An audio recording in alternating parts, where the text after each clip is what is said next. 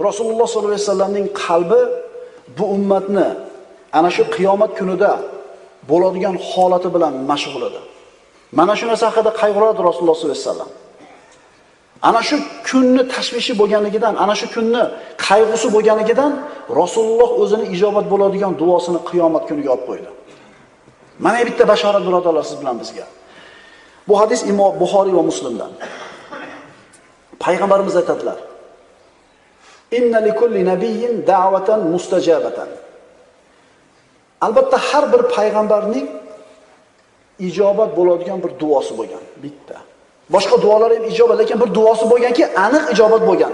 Va payg'ambarlarning hammasi birodarlar ana shu duolarini mana shu dunyoda ishlatib qo'yishgan.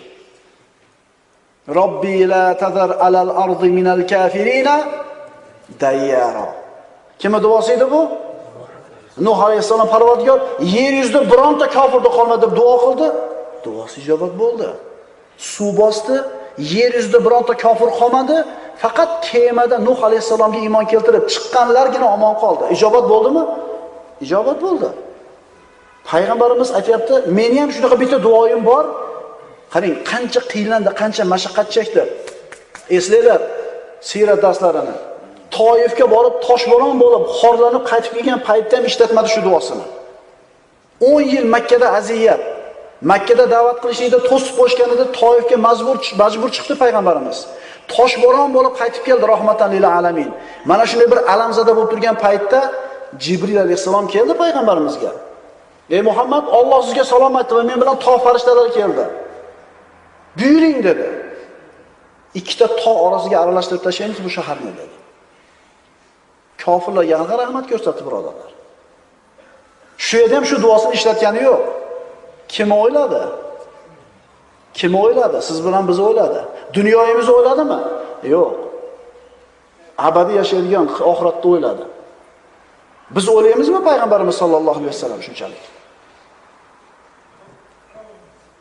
Albatta men qiyomat kuniga ummatimga shafoat sifatida ana shu duoni asrab qo'ydim. Bas u nima u? Shafoat, ana shu duo mening ummatimdan Allohga biron narsani sherik qilmay vafot etgan kimsaga albatta yetguchidir. Muborak bo'lsin birodarlar. U yerda kim yaxshi ko'rsa o'shalar bilan birga bo'lasan deyapti bitta bashorat. Bu yerda shirk keltirmay o'tsanglar meni shafaatim albatta senga shu duoyim yetadi. Bashoratmi bu? Rahmatmi bu? Otangiz shunaqa rahmat ko'rsata oladimi sizga? O'zimmi jonim, o'zimmi jonim, o'zimmi jonim deydi otamiz ham, onamiz ham, bolamiz ham, xotinimiz, aka-ukamiz ham. Jonimizga kim oro kiradi?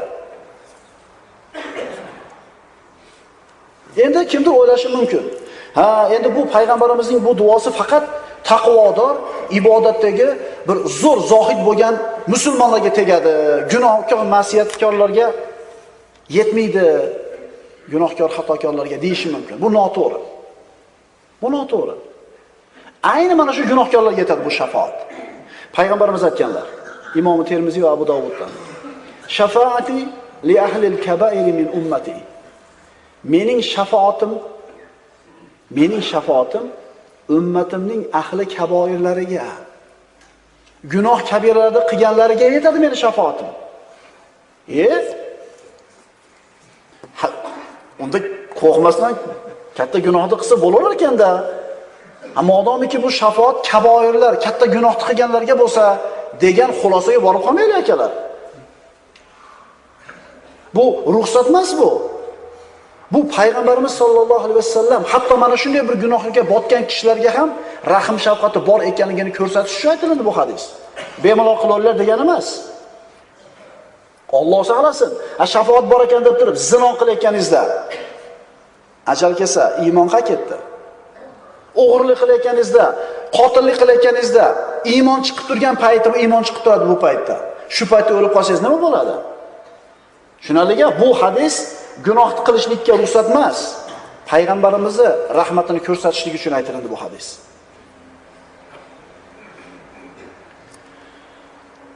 Albatta ana shu kabiralar qilganlar bu shafoatga yetadi, ammo birodarlar shunga yarasha azob tortadi.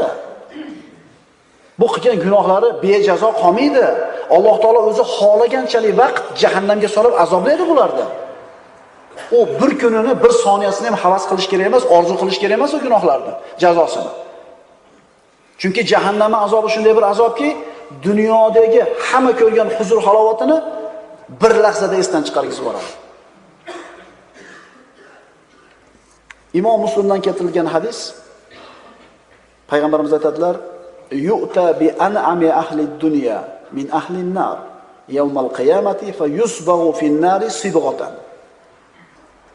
Qiyomat kunida do'zax ahlidan bo'lgan, dunyo hayotida ne'matlarga ko'milgan bir banda olib kelinadi. Dunyoda zo'r yashagan, lekin do'zax.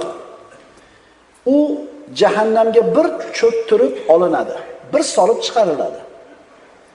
So'ngra unga aytilinadi: "Ey odam bolasi, biron yaxshilik ko'rganmisan? Seni ustingda biron bir ne'mat o'tganmi?" 1000 yil yashagan ehtimol. Odamlar 1000 yillab yashagan avvalgi davrlarda birodarlar. 500 yillab yashagan. 1000 yil, 500 yil zo'r hayot kechirgan odamni bir marta jahannamga solib chiqarilganda hayotingda bir yaxshi kun o'tganmi deyiladi. Azobning qattiqligidan u kunlar esdan chiqadida, yo'q, Allohga qasam, ey Rob, bir kun ham yaxshi kun ko'rmaganman deydi. Va yu'ta bi ashaddin nasi ru'san fi dunya min ahli al-jannah. So'ngra jannat ahlidan bo'lgan, dunyo hayotida juhati bir og'ir hayot kechirgan, kambag'al bo'lgan, kasal bo'lgan, bechora bo'lgan, mana shu banda ham olib kelinadi. Lekin jannatiylardan. Uni jannatga bir solib olinadi. So'ngra unga: "Ey odam bolasi, biron bir mashaqqat ko'rganmisan?" deydi. "Seni ustingda biron bir qiyinchilik o'tganmi?" Bu banda aytadi: "Yo'q, Allohga qasam, ey Rob, biron qiyinchilik ko'rmaganman" deydi. Demak, gunoh kabirani qilayotganlar tiyilsin. Tiyilsin. Hatto mana shunday bir ma'siyatga botgan kishilarga ham Rasululloh sollallohu alayhi vasallamning shafoati va rahmati yetadi.